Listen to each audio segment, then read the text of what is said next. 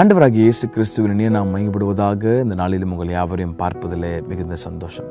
இந்த காலவெளியில் ஒரு காரியத்தை ரொம்ப அழகாக தாவீது சொல்கிறார் பாருங்களேன்.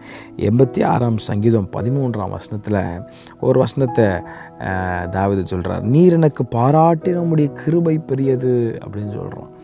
இதில் என்னங்க ஸ்பெஷலாக இருக்குது அப்படின்னா, இது ரொம்ப ஸ்பெஷலான ஒரு வார்த்தை இருக்குது. தாவீது ஒரு பெரிய ராஜா, was a very talented man, very skillful man, நல்லா பாட தெரிஞ்சவர். ஆடு மேய்த்து கொண்டிருந்த அவரை கர்த்தர் ஆல் ஆஃப் சடன் வாழ்க்கையை மாற்றி அரசனாக உட்கார வச்சிருக்கிறாரு.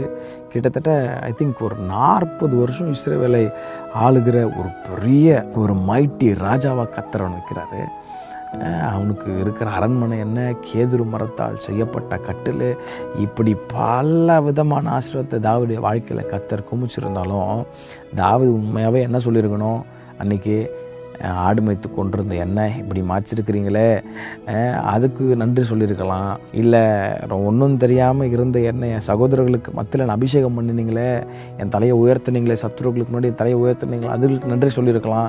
ஆனால் உலக பிரகாரமான ஆசீர்வாதத்தை குறித்து அவன் நன்றி சொல்லியிருக்கலாம். ஆனால் எதுக்குமே நன்றி சொல்லாமல் ஒரே ஒரு காரியத்தை மட்டும் அவன் ரொம்ப அதை ப்ரெஷஸை நினச்சி சொல்கிறான். அதான் வாசித்தோம், நீர் எனக்கு பாராட்டின உம்முடைய கிருபை பெரியது அப்படின்னு சொல்கிறான்.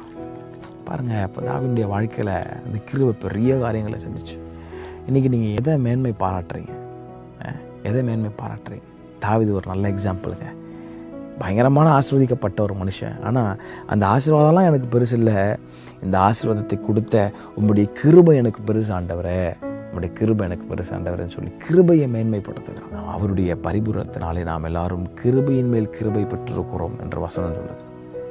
ஒரு மனுஷன் கிருபையை அவன் அதிகமாக நம்பி வாழும்போது, கிருபை உயர்த்தி பேசினால பாருங்கள், இன்றைக்கி தாவீதுடைய வாழ்க்கையில் பெரிய ஆசீர்வாதத்தை கர்த்தர் கொடுத்தார். நிறைய காரியத்தை குறித்து நன்றி சொல்ல அவருக்கு வாய்ப்புகள் இருந்தோம். தாவீது சொல்கிறார், நீர் என்மேல் பாராட்டின கிருபை பெரியது. இன்றைக்கி நீங்கள் சொல்லுவீங்களா, என்மேல் நீங்கள் பாராட்டின கிருபை ரொம்ப பெருசாண்டவரே?